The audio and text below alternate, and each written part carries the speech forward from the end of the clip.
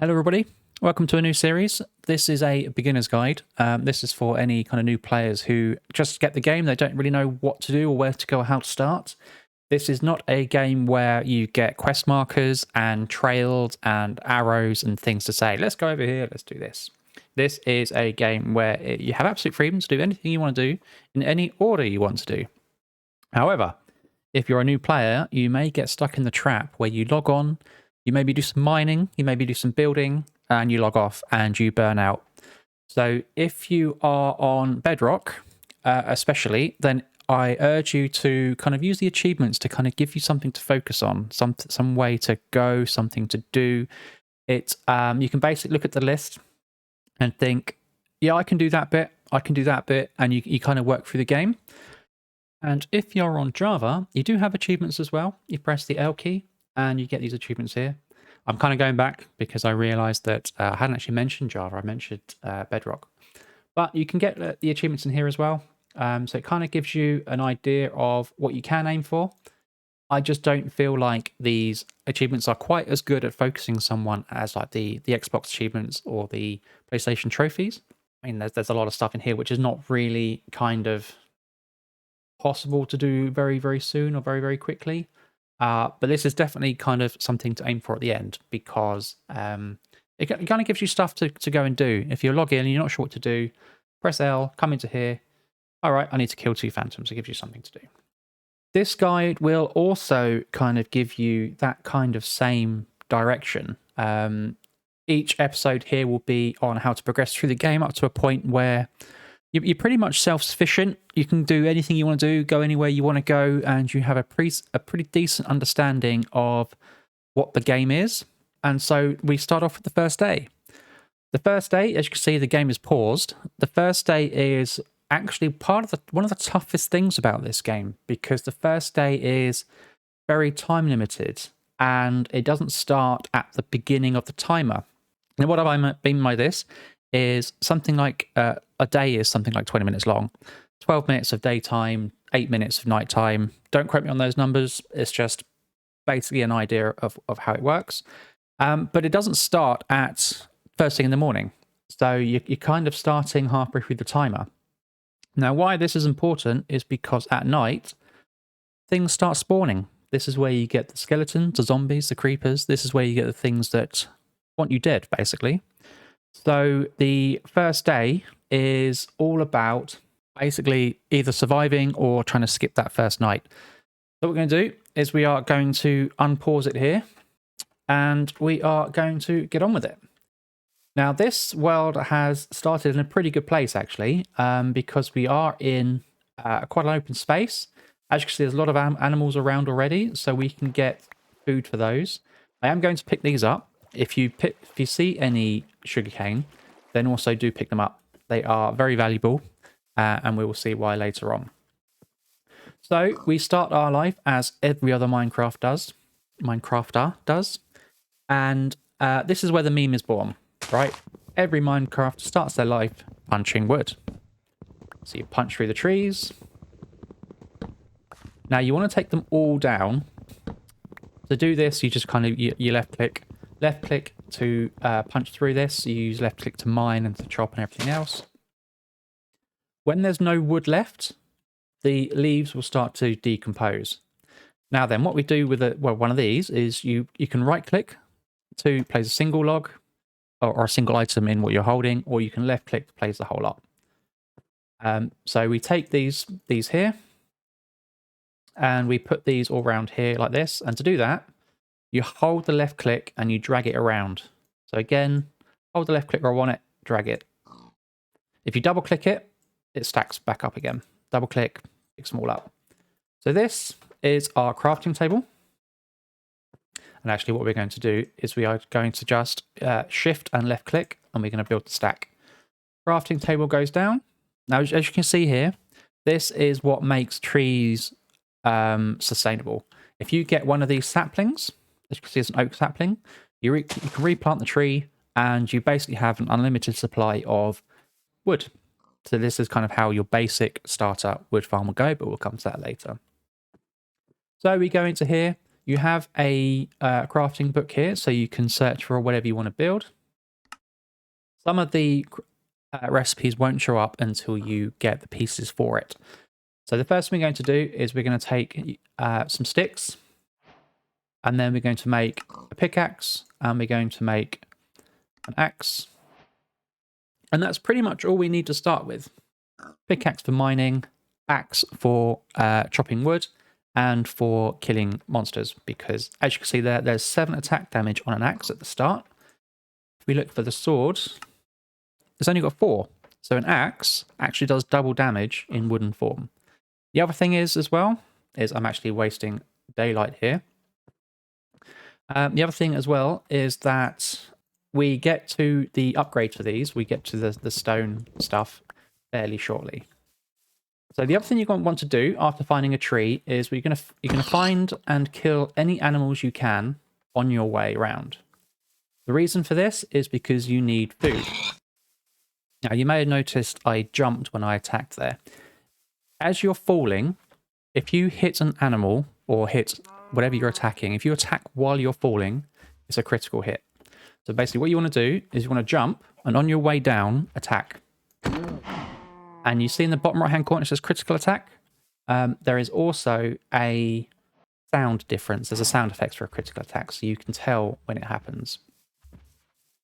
So all we're going to do at the moment is we're actually going to try again.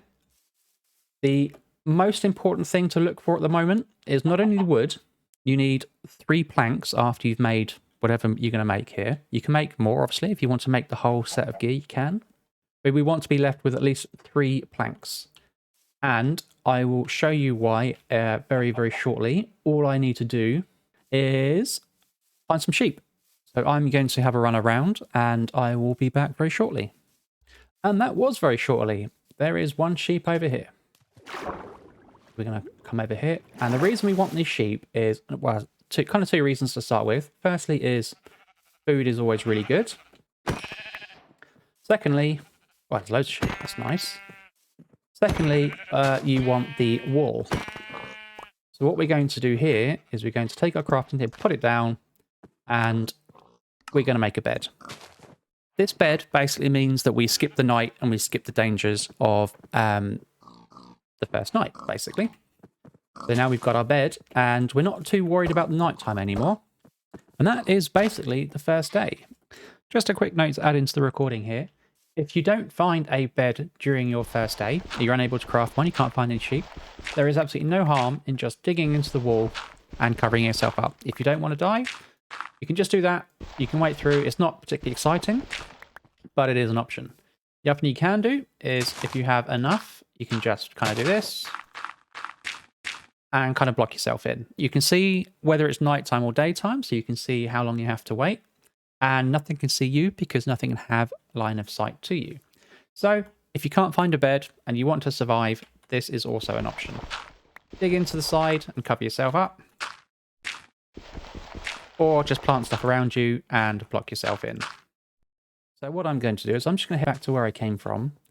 And what you might want to do when you first start is you might want to just start where you spawned in.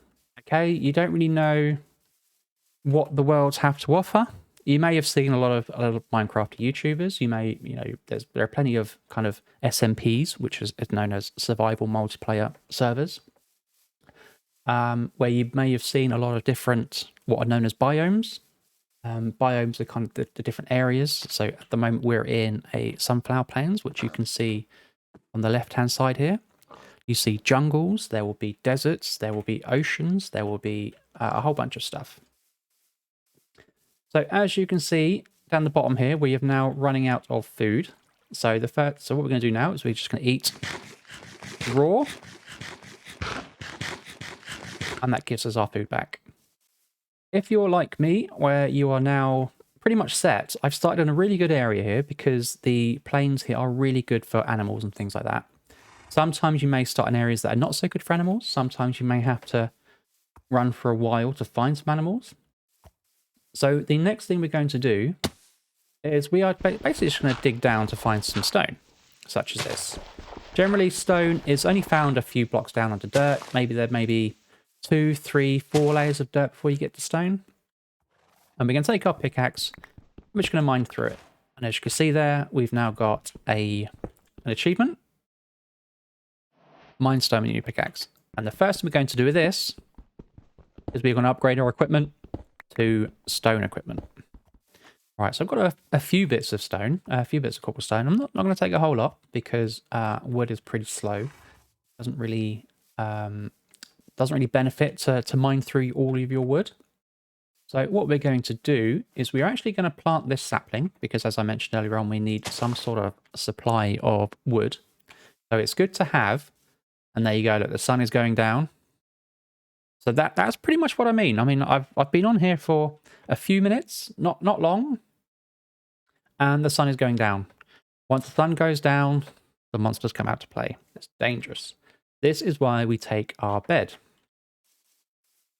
Now then, just because I started, what I'm going to do here is I'm going to take my crafting table, and I'm just going to do the exact same thing. I'm going to make some sticks. I'll make a stone axe.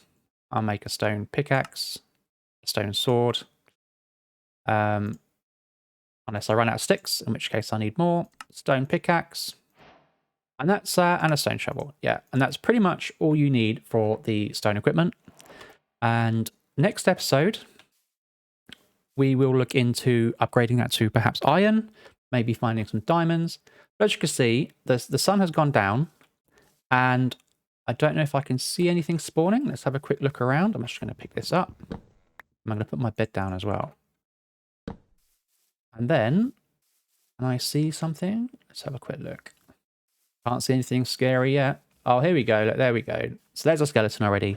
Skeletons are quite scary in that they are really accurate with their bows. They're really good archers. They will hit you and they will hurt you. So what I'm going to do here is I'm just going to sleep. I'm going to skip the night. The skeletons and zombies will burn and we're all good. And we go on to day 2. There we go.